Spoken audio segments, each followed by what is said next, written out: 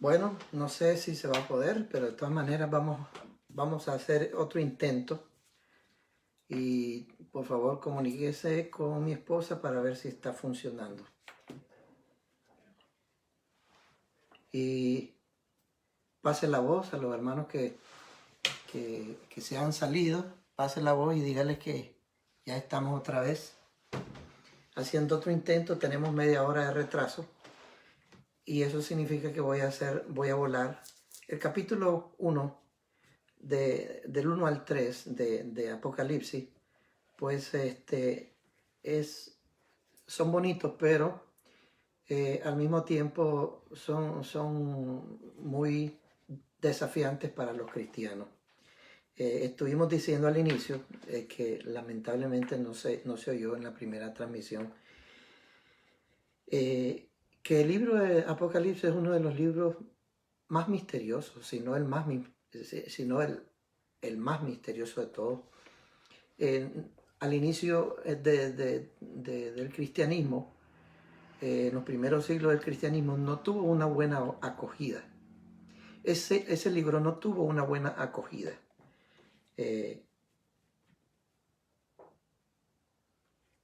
Déjenme orar por la clase, aunque ya lo hicimos anteriormente, pero quiero orar.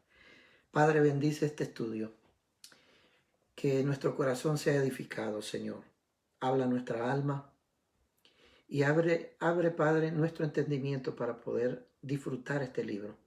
Y en vez de verlo como algo inentendible, Dios mío, que sea posible que nosotros lo entendamos muy bien. En el nombre de tu Hijo amado Jesucristo. Amén. Les decía que el libro de Apocalipsis siempre fue controversial. Es más, fue el último libro de ser aceptado para ser incluido en el canon de la Biblia, es decir, en el canon del Nuevo Testamento, como uno de los 27 libros del Nuevo Testamento. 27 libros, sí, del Nuevo Testamento. Entonces, fue muy controversial. Al inicio nadie quería ese libro. Incluso los teólogos decían, no nos gusta. Porque ese libro lo usaron mucho los heréticos, los grupos cristianos que querían basar sus enseñanzas en cosas heréticas, en contra de la palabra del Señor. Entonces utilizaban el libro de Apocalipsis para apoyar todas sus herejías. Entonces, de ahí fue de que la gente no confiaba en el libro. Los cristianos no les gustaba ese libro. Entonces, fue bien difícil que tuviera la aceptación del pueblo de Dios. Perdonen un momentito aquí. Llevó mucho tiempo para que ese libro tuviera la aceptación del pueblo de Dios. Entonces, esa es la historia de ese libro. No fue muy acogido. Algunos decían, una de las razones por qué no lo aceptaban era porque decían de que el apóstol Juan no lo había escrito. Él no había sido el autor. Y esa era una de las razones una de las calificaciones que debía tener un libro bíblico. Tenía que ser escrito por uno de los apóstoles o por personas muy allegadas a los apóstoles. Como fue el caso del Evangelio de Lucas, que él no fue apóstol, pero él estuvo muy ligado a Pablo y a los apóstoles. Entonces, pero el libro de Apocalipsis no fue, vuelvo a repetir, muy acogido, porque se creía que no había sido el apóstol Juan el que escribió, porque era muy diferente la escritura, la forma de expresarse y todo eso. Pero no vamos a entrar en esos detalles, ¿verdad? Porque lo importante es que después, ahora ya lo tenemos, después fue aceptado ser incluido entre los libros de la Biblia, el único libro profético del Nuevo Testamento. Entonces, han habido varias formas de interpretar ese libro, ¿verdad? Está la preterista, que sostiene que ya las profecías del Apocalipsis se han cumplido. Está las interpretaciones de los futuristas, que obviamente que creen que todo lo escrito en el libro de Apocalipsis es para el futuro. Y está también la historicista, que cree que los sucesos fueron un símbolo, todo lo que se escribió ahí fue un símbolo de la historia de la iglesia, y que desde la época del Nuevo Testamento hasta el tiempo del fin, pero solo nada más una historia. Y también tenemos la ecléctica, muy feo esos nombres, ecléctica o idealista, que hace hincapié en que el libro es un libro espiritual, no tiene nada que ver con que sea real. Pero bueno, el apóstol Pablo fue llevado cautivo a la isla de Patmos. En ese tiempo la isla de Patmos solo recibía a gente que eran desterrados, criminales, y se dicen, ¿verdad?, cosas acerca de las personas que iban a tirarlos ahí. Era una isla desértica, no habían árboles, puro desierto.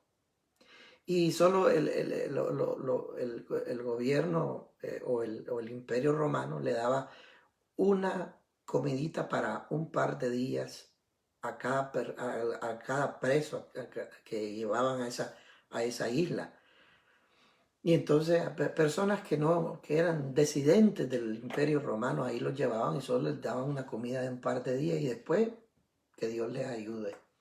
Entonces todos los pobladores de esa isla, en ese tiempo, el tiempo de Juan, eran presos políticos o eran presos asesinos y todo ese tipo de cosas, ¿verdad? Entonces el rey Domiciano o el emperador Domiciano capturó a Juan y lo desterró en esa isla. Ahí fue cuando el apóstol Pablo recibió la revelación del Apocalipsis, ¿verdad? Entonces, si nosotros vemos en los primeros capítulos, leemos en el primer capítulo, dice la revelación de Jesucristo, versículo 1, que Dios le dio para manifestar a sus siervos las cosas que deben de suceder pronto, y las declaró enviándolas por medio de su ángel a su siervo Juan, que ha dado testimonio de la palabra de Dios y del testimonio de Jesucristo y de todas las cosas que ha visto. Bienaventurado el que lee y los que oyen en las palabras de esta profecía y guardan las cosas en ella escritas, porque el tiempo está cerca. Y sigue diciendo, ¿verdad? Y seguimos en el versículo 9, dice, yo Juan, vuestro hermano, copartícipe vuestro en la tribulación, en el reino y en la paciencia de Jesucristo, estaba en la isla de Patmos por causa de la palabra de Dios y del testimonio de Jesucristo. La razón que estaba él ahí era porque estaba preso por Jesucristo. No, Jesucristo no lo echó preso, pero por causa de él estaba preso.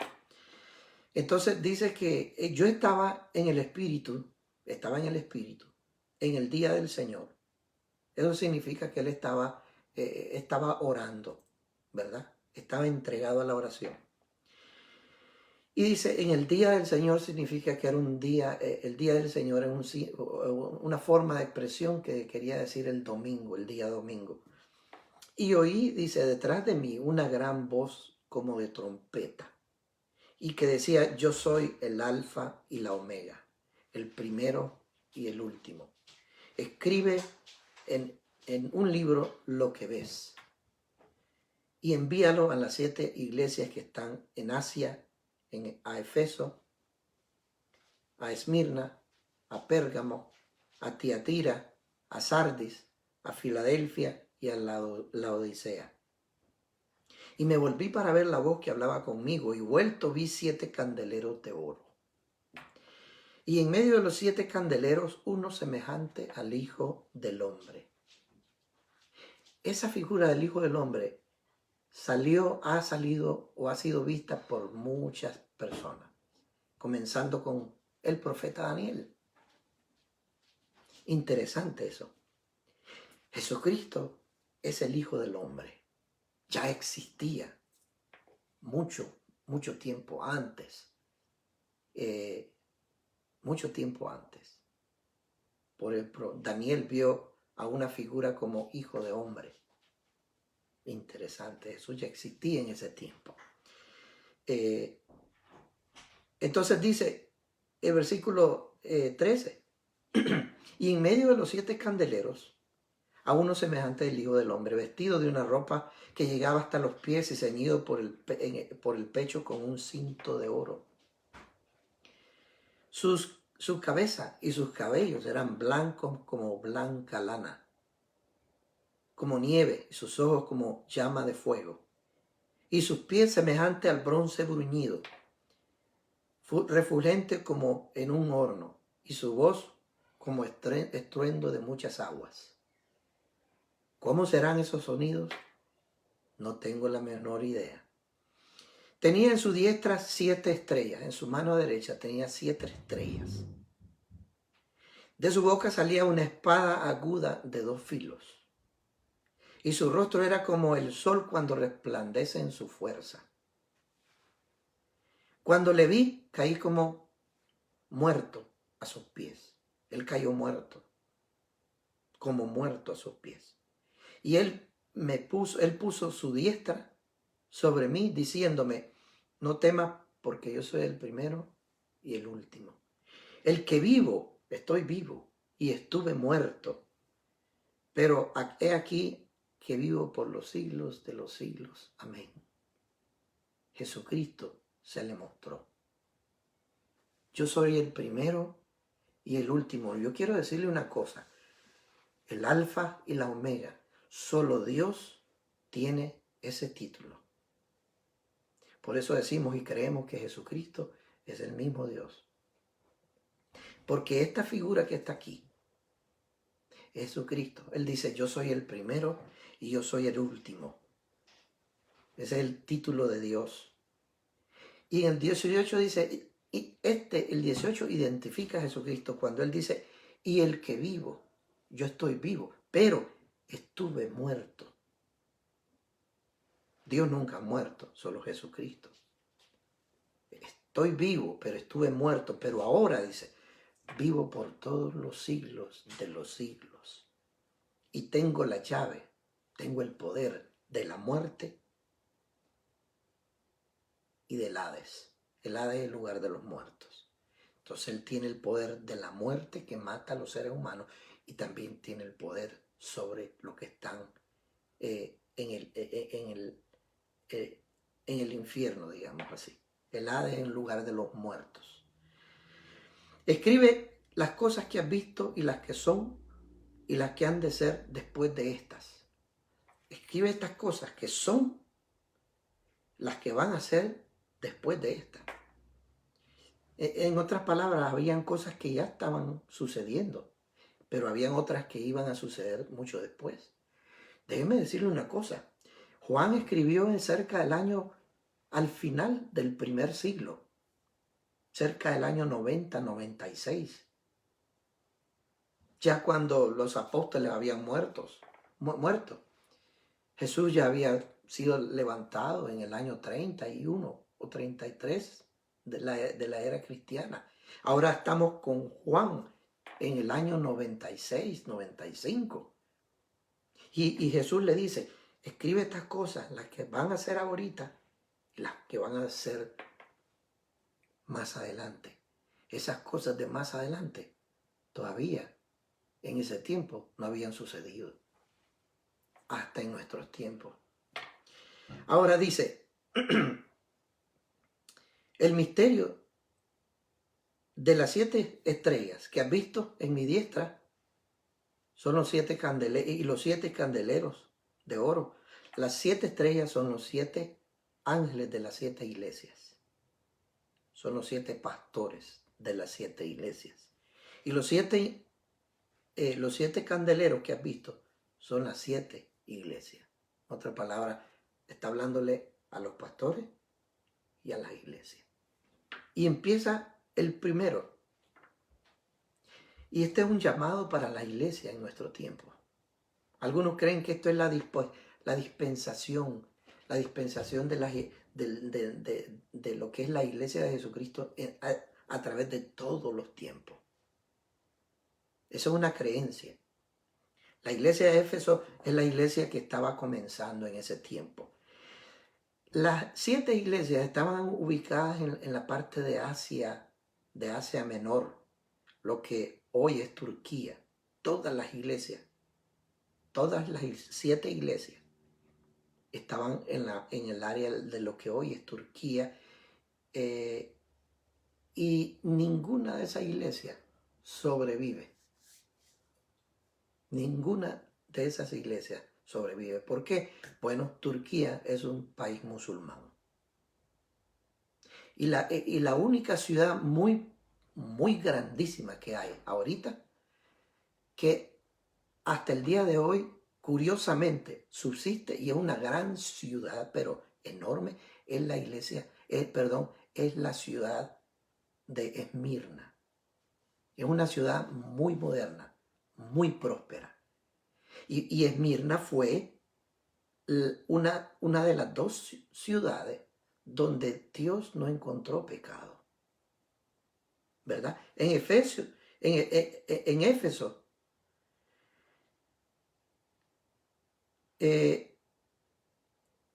ángel, Dios dice de que hay pecado en ese. Ustedes lo pueden leer.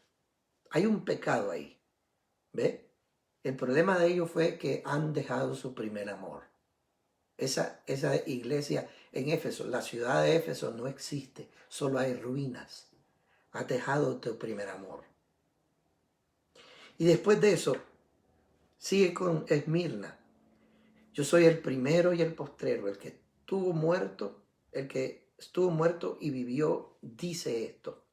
Yo conozco, ese es el capítulo 2, versículo 9. Yo conozco tus obras y tu tribulación y tu pobreza, pero tú eres rico. Y la blasfemia de los que dicen ser judíos y no lo son, sino sinagoga de Satanás. No temas en nada de lo que vas a padecer. He aquí el diablo echará a algunos de vosotros en la cárcel, para que seáis probados y tendréis tribulación por 10 días.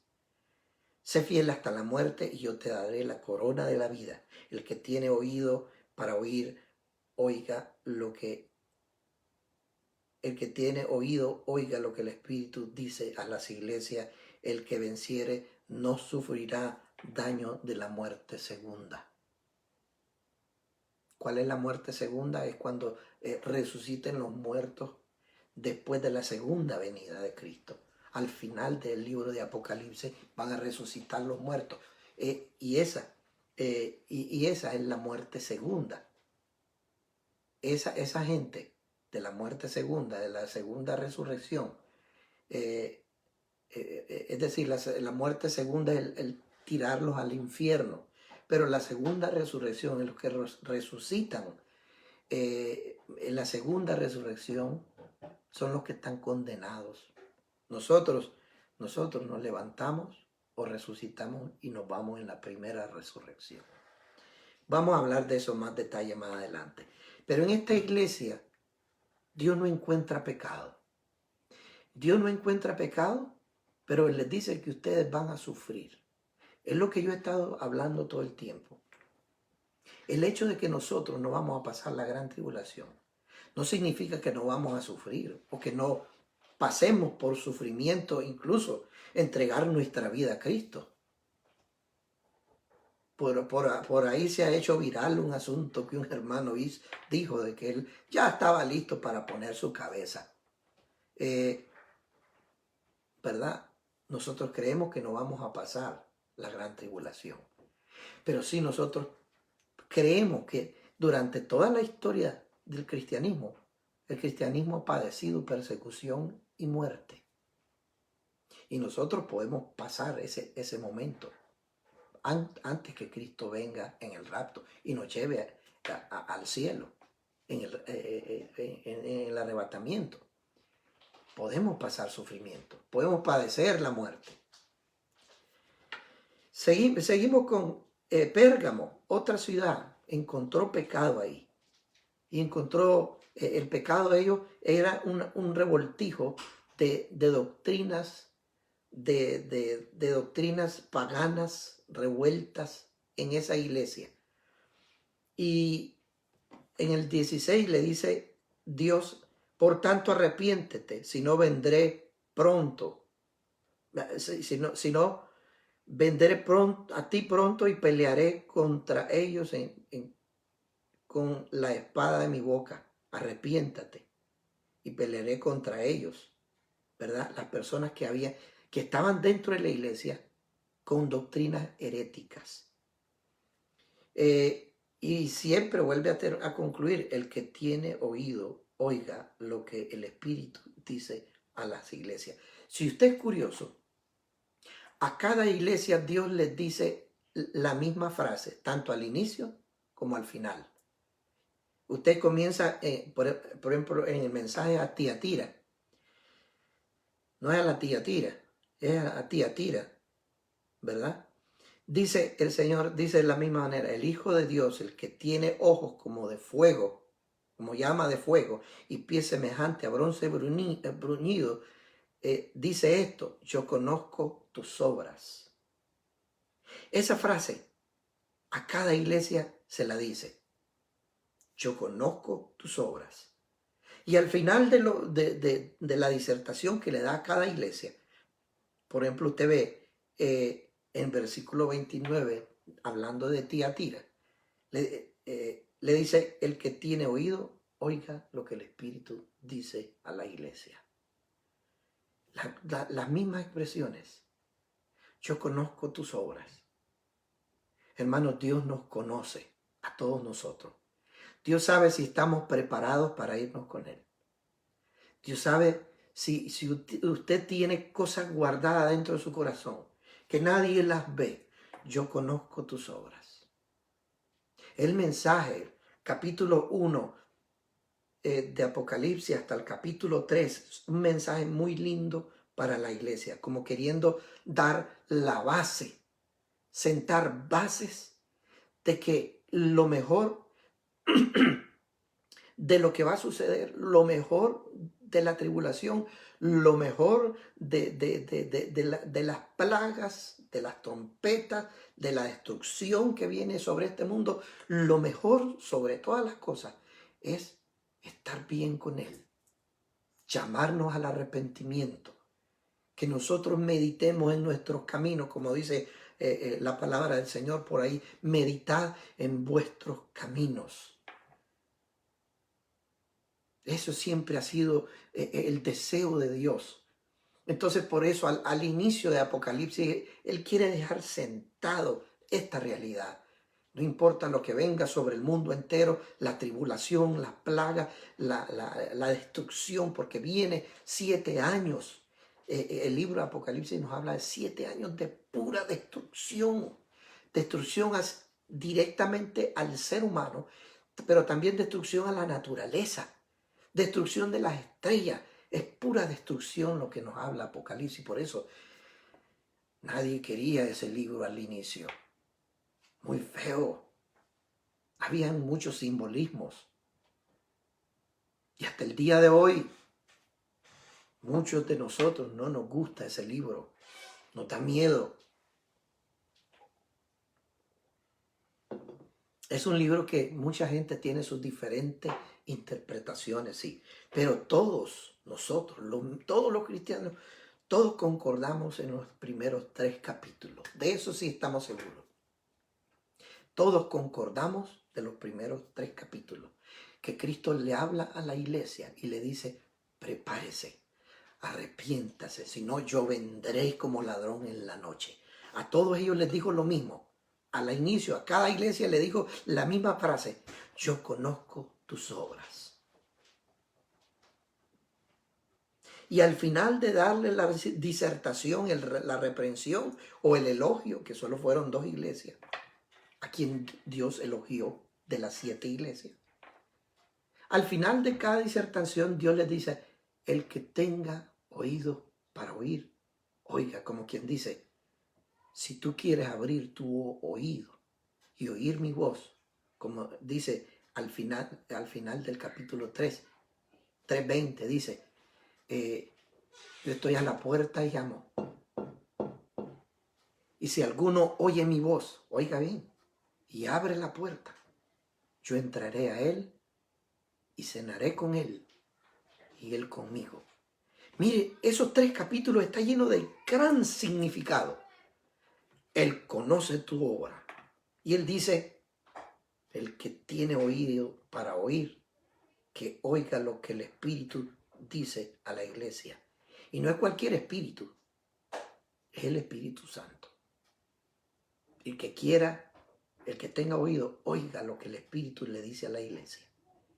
Y seguimos nosotros. Si nosotros creemos de que las 7 iglesias, como algunos creyentes creen, que las 7 iglesias son un periodo de 7 periodos que ha pasado la iglesia cristiana, pues llegamos con Sardis, la iglesia de Sardis, y dice, el que tiene los 7 espíritus, capítulo 3, el que tiene, ya vamos a terminar, ¿se da cuenta? Porque esto es el fundamento de lo que vamos a empezar. La próxima ocasión va a ser el jueves a las 7 de la noche. Y vamos a volver a hacer otro intento de entrar de otra manera.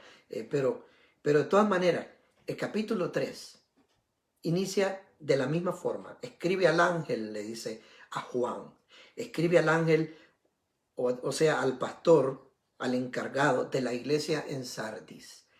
El que tiene los 7 espíritus de Dios y las 7 estrellas dice esto.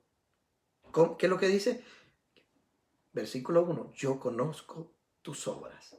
Siempre a cada iglesia, a cada creyente, a usted en particular y a mí, el Señor nos está diciendo, nos mira los ojos y nos mira el corazón y nos dice, yo conozco tus obras.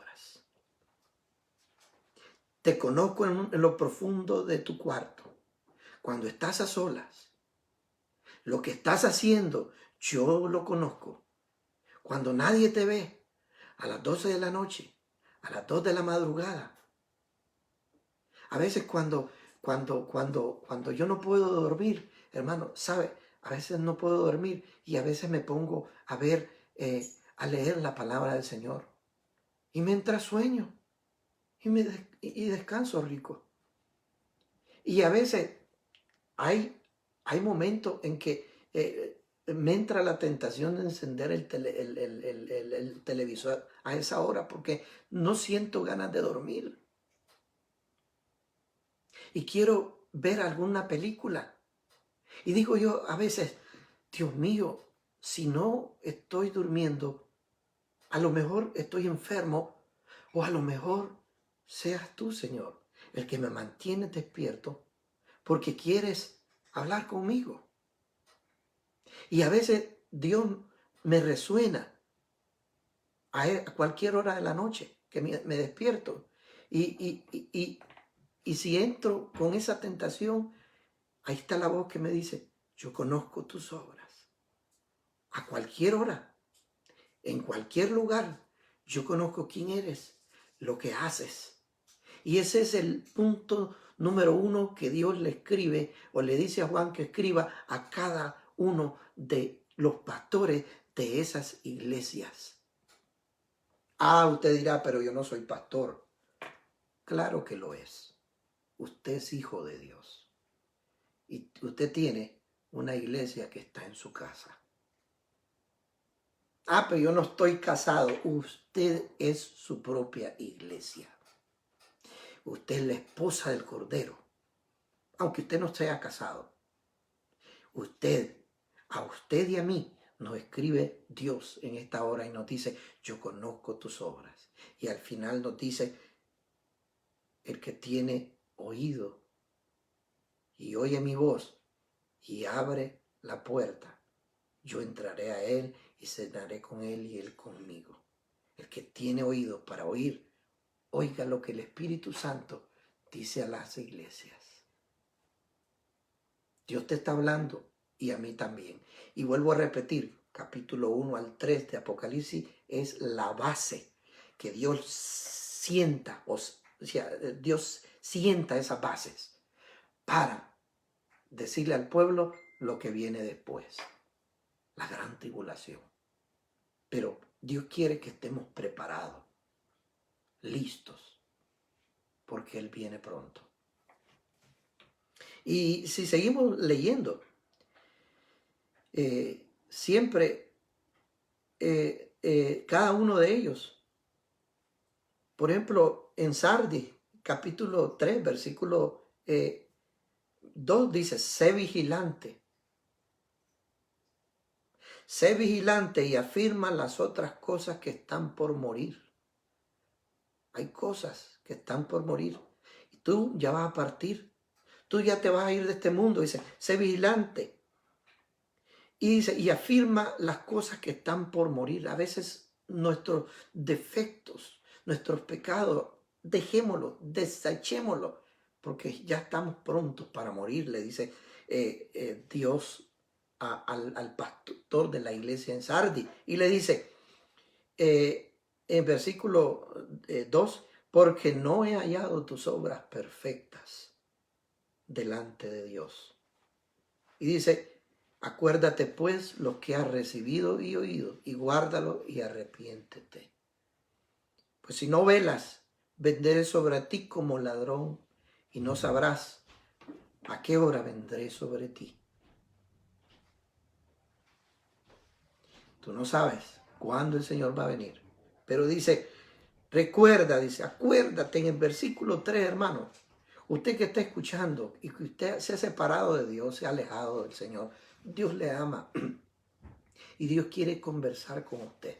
Y dice aquí en el versículo 3, acuérdate, recuerda, haz memoria, dice, de lo que has recibido, lo que recibiste de mí, lo que yo te di, el gozo de tus primeros días, el gozo de tu salvación, el gozo de vivir en paz conmigo. Recuerda.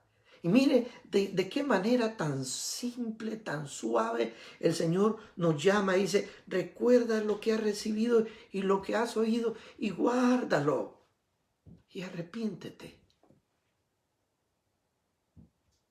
¿No es amoroso nuestro Dios? La iglesia en Filadelfia, otra iglesia, otra de las 12 iglesias que fueron fieles, pastores que fueron fieles. Versículo 8. Yo conozco tus obras, otra vez, al pastor de la iglesia de Filadelfia. He aquí que he puesto delante de ti una puerta abierta, la cual nadie puede cerrar.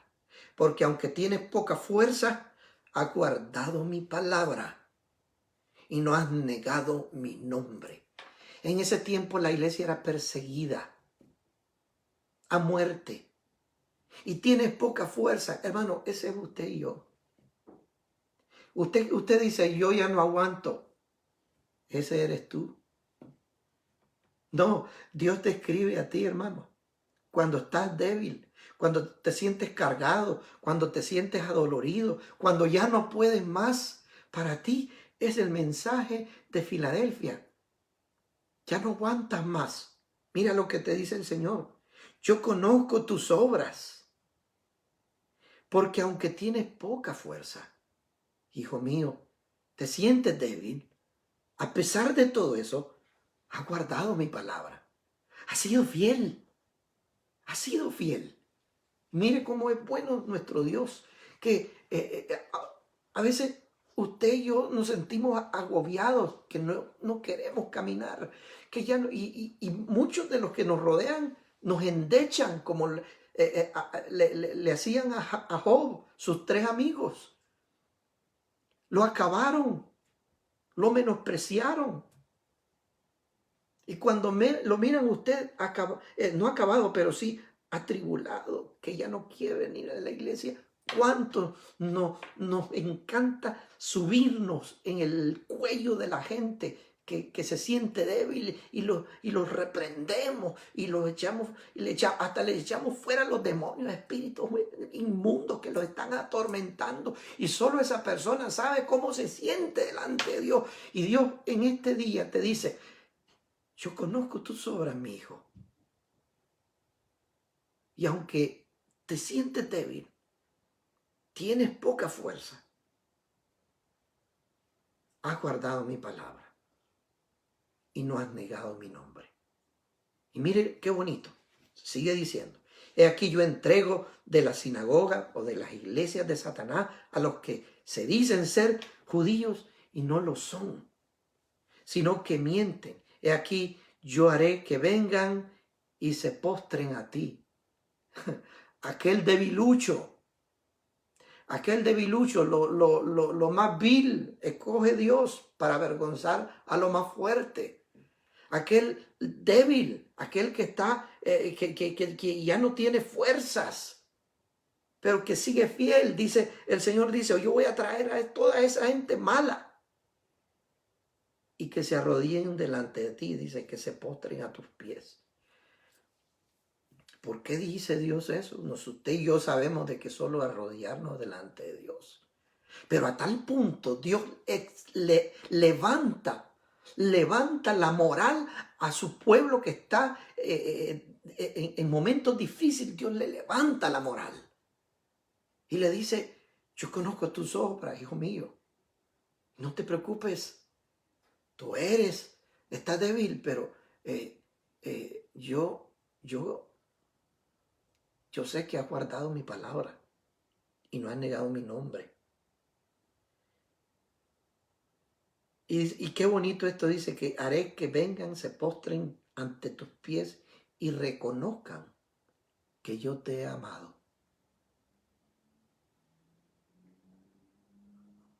Qué lindo eso, hermano. Que Dios diga que Dios dé ese testimonio para que vea la gente que en medio de tu debilidad, en medio de tu tribulación, en medio de tu angustia, en medio de tu desesperación, no has negado mi nombre. Yo voy a enseñarle a toda esa gente que habla de ti, que te hace llorar, que les voy a enseñar cuánto yo te amo. El mensaje a Filadelfia es diferente al de Esmirna, porque es más tierno. Pero tanto Esmirna como Filadelfia fueron las dos iglesias donde Dios no encontró pecado, donde Jesucristo no encontró pecado. Por cuanto has guardado la palabra de mi paciencia, yo también te guardaré de la hora de prueba que ha de venir sobre el mundo entero. Está hablando de tiempos proféticos, por eso creemos que la iglesia no va a pasar la gran tribulación. Y quiero decirle que Dios, esta gente a quien Dios le está escribiendo estas 7 iglesias, ninguna de ellas se encontraban en Jerusalén. Todas eran iglesias gentiles de Asia Menor, porque Dios estaba entregado a rescatar, a meter a cuanto más gentiles podía para su reino antes que Él viniera. Y hasta el día de hoy Dios sigue metiendo. Y Dios te metió a ti, y metió a tu esposa, y metió a tus hijos, y sigue metiendo a tu familia. Hermano, a veces tenemos que empujar a la gente a que acepten y vengan al conocimiento del Señor, porque el tiempo se acerca, cuando ya el tiempo de los gentiles se acabe. Entonces nos vamos, y Dios empieza sus 7 años que tiene pendientes con Israel. Y volvemos a las 70 semanas de Daniel. Se cumplieron hasta la muerte de Cristo 69 semanas. Y Dios puso un paro con Israel porque no aceptaron al Mesías. Y puso un paro con Israel y dejó abierto un estrecho largo de 2000 años para meter a todos los gentiles. Pero son 69 semanas. hasta la muerte del Mesías. Entonces falta una semana de 7 días, de 7 años. Y esos son los 7 años de tribulación, de gran tribulación que viene. Pero ya esos 7 años, vuelvo a repetir, es un pendiente que Dios tiene con Israel, no con la iglesia. Y mire lo bonito que el Señor le dice aquí: por cuanto has guardado mi palabra, la palabra de mi paciencia, yo también te guardaré de la hora de la prueba que ha de venir sobre el mundo entero. No vas a estar, le dice el Señor, en la gran tribulación. Y es un mensaje para ti, hermano. Si usted quiere poner su cabeza, dársela al anticristo, es su problema, pero yo no. Yo prefiero que el Señor, dársela al Señor en otras circunstancias, pero no ante el anticristo. Yo no espero llegar a ese tiempo. Aunque puedo padecer aquí, y aunque me pueden cortar la cabeza ahorita, pero será bajo otras circunstancias. Y sigamos, la Odisea, otro problema. Y este es un tremendo problema. Y es la última iglesia, la iglesia de la Odisea. Y vuelvo a repetirle, y con esto ya terminamos. Recuerdan que al inicio les dije, y se lo he estado repitiendo, que muchos eruditos creen que las 7 iglesias del Apocalipsis es un periodo, es un simbolismo del periodo que iba a pasar la iglesia cristiana a través de todos esos 2000 años. Algunos creen eso. Y si eso fuera verdad, no vamos a especular que es cierto o no, porque la Biblia no lo dice.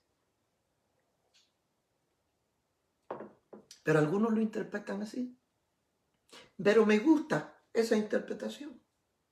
Y como me gusta, yo no digo que sea esa una doctrina, pero me gusta desde el punto de vista que llegamos a la última iglesia descrita en el Apocalipsis, y es la iglesia en la Odisea.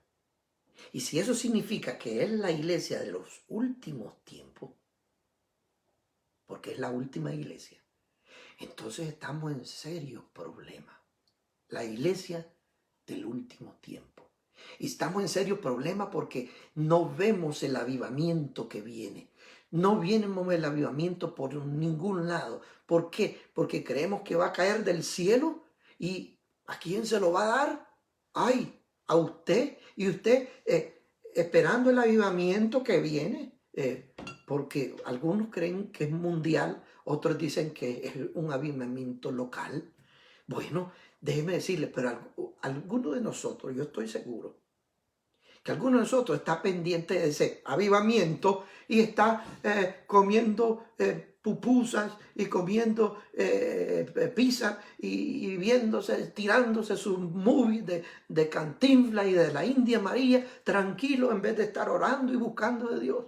Y en vez de estar, como dice el Señor, ve, haz las primeras obras, arrepiéntete, has dejado tu primer amor. Ah, no, nosotros estamos ahí haciendo, esperando que el Señor venga con su avivamiento.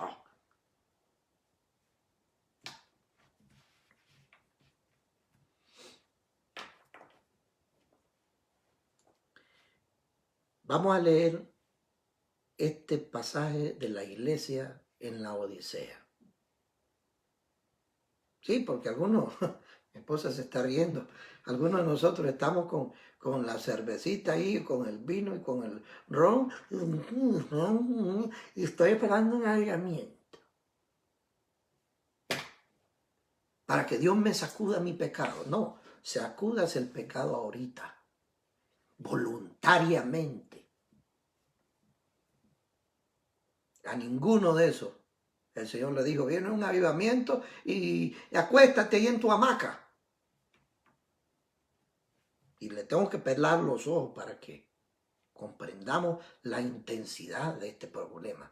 Si la Odisea, la iglesia en la Odisea, refleja la condición de la iglesia de los últimos tiempos, estamos en serios problemas. Vamos a leerla. Yo no digo que sea esto que yo apoyo esta interpretación.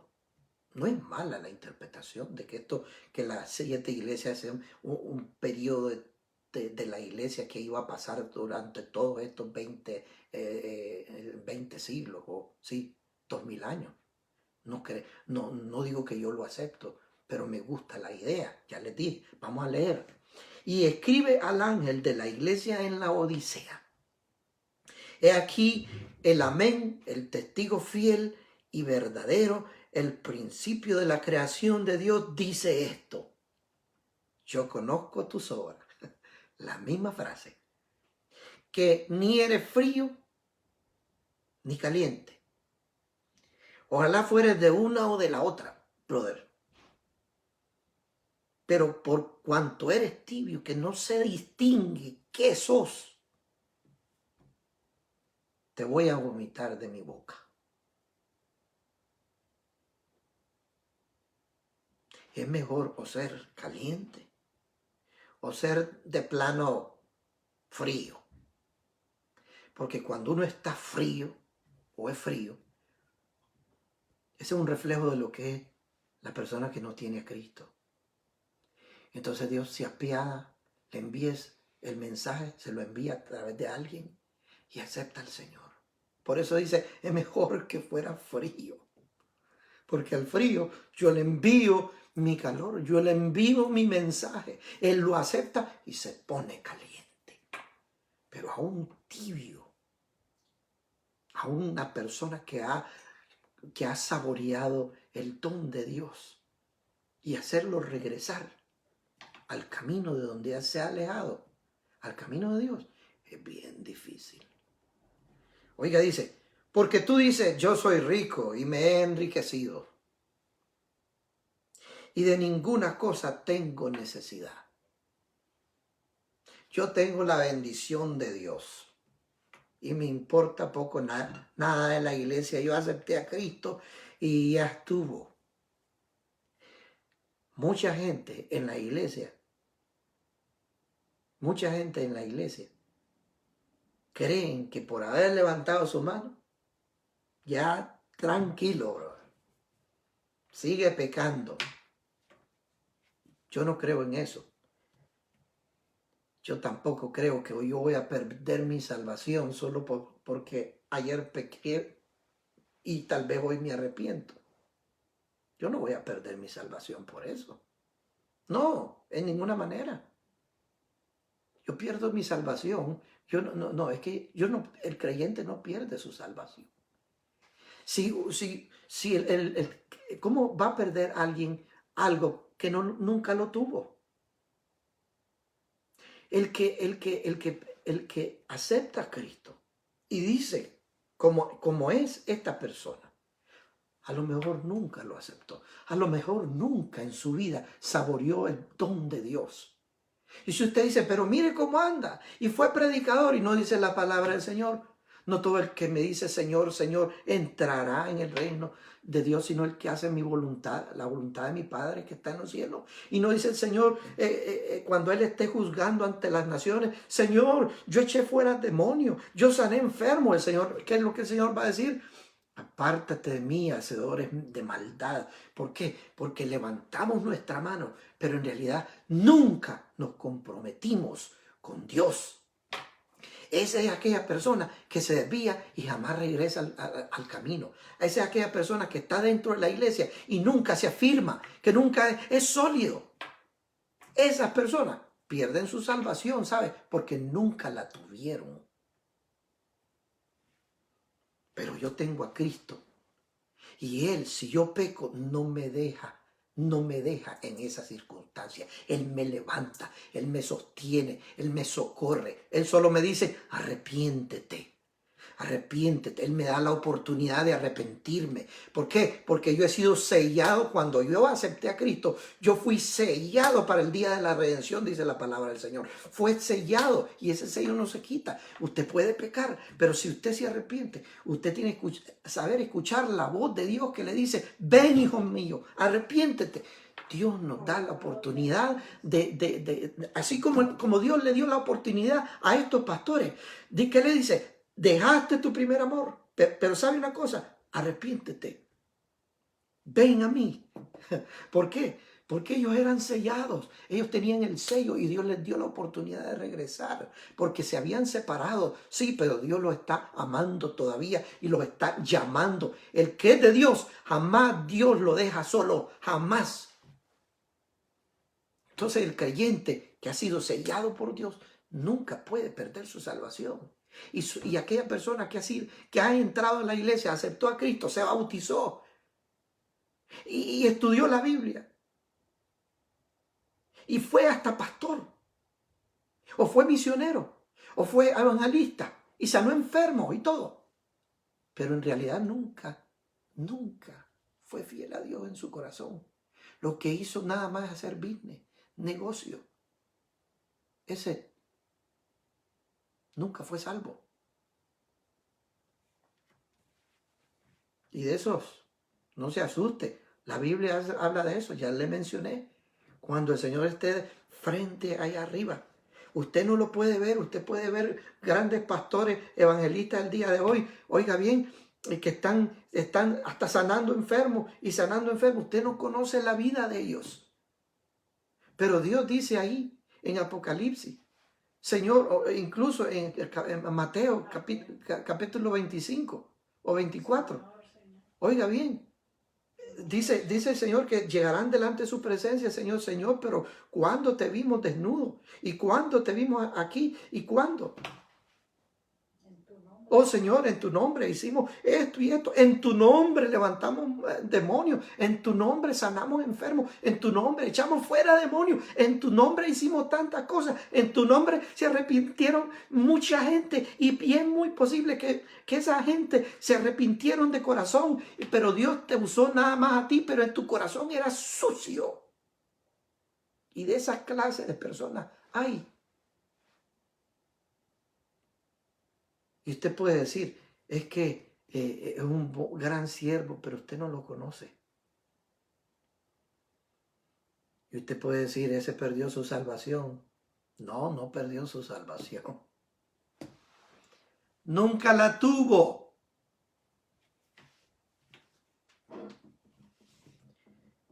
Y mire lo tremendo que sigue diciendo aquí. Porque tú dices, yo soy rico, ya leímos eso. Y me he enriquecido. Y de ninguna cosa tengo necesidad. La arrogancia. Y no sabes que tú eres un desventurado, un miserable, un pobre, un ciego y un desnudo. Por tanto, a pesar de todo eso, a pesar que a veces nosotros lleguemos al fondo de nuestro pecado, si usted es de los escogidos de Dios, de los que ha recibido su sello, porque usted cuando recibió a Cristo, usted lo hizo de todo corazón, pero en los momentos difíciles usted le falló al Señor, tan bajo como este hombre de la Odisea, este pastor de la Odisea, era tan bajo, era tan arrogante, era tan pecaminoso. Oiga, y él decía, yo soy rico y me he enriquecido, a lo mejor de todas las ofrendas que recibía, como tantos televangelistas el día de hoy, de los de la gran, ¿cómo se llama esa? De la pastores de la prosperidad, de tantos, ¿cómo se llama eso? Apóstoles. Que dicen que usted es un pobre que pasa problemas económicos, usted es un miserable, usted no ha aceptado a Cristo todavía. Así dicen de usted, hermano, que te pasa dificultades en su vida. Ellos dicen que usted es un miserable que no ha aceptado a Cristo. Oiga bien, Y a pesar de esta condición que estaba este pastor, el Señor le dice, oiga bien, versículo 18, por tanto yo te aconsejo que de mí compres oro refinado en fuego. En otras palabras, cambia tu vida y conviértete en un oro, porque eso es lo que yo quiero, fundirte como un oro, como el oro, para que seas rico. Y vestiduras blancas, que te compres vestiduras blancas para vestirte y que no se descubra la vergüenza de tu desnudez. Y unge tus ojos con colirio, porque obviamente, brother, estamos ciegos, estamos enceguecidos con el pecado, jugando con el pecado. Abre tus ojos. ¿Qué ven tus ojos en la noche? ¿Qué ven tus ojos en la mañana? ¿Qué ven tus ojos? ¿Qué ven tus ojos espirituales? Solo riqueza, solo plata, solo vida desordenada. Eso es lo que ven tus ojos. Dice el Señor no te condena, el Señor te dice, arrepiéntete, lava tu vestidura. Compra, dice, colirio para tus ojos, para que tus ojos puedan ver mejor. 19, yo reprendo y castigo a todos los que amo. Si usted es de Dios, si usted ha pecado, no permanezca ahí mucho tiempo. Si usted ha pecado delante de Dios, se siente sucio, no quede así el día de hoy. Esa es una oportunidad que Dios te está dando para que vengas a su rebaño. Porque si usted escucha la voz de Dios el día de hoy, es porque usted un día fue sellado con el sello de la salvación. Y Dios le está dando oportunidad de venir a Él. Yo reprendo y castigo a todos los que amo. Sé pues celoso y arrepiéntete. He aquí, yo estoy a la puerta y estoy llamando. El que oye mi voz y abre la puerta, dice, yo entraré a él y cenaré con él y él conmigo. Al que venciere, le daré que se siente conmigo en mi trono. Qué lindo. Así como yo he vencido y me he sentado con mi Padre en su trono. El que tiene oído para oír, oiga. El que tiene oído, oiga lo que el Espíritu dice a la iglesia. Así comenzó en el capítulo 2. Yo conozco tus obras. Te conozco, mi hijo. Pero tienes que mantener tus oídos atentos a mi voz, a mi llamado, porque yo te amo y no quiero verte convertido en un desventurado, miserable, pobre, ciego y desnudo. Si la iglesia de la Odisea refleja la iglesia del siglo XXI, estamos en pésimas condiciones. Y yo estoy seguro que el Evangelio ha sido atacado tan poderosamente de parte de las fuerzas del enemigo, que a veces los cristianos ya no identificamos qué es pecado y qué no lo es. Que el Señor nos ayude. El que tiene oído, oiga lo que el Espíritu dice a la iglesia. Con esto terminamos, hermanos.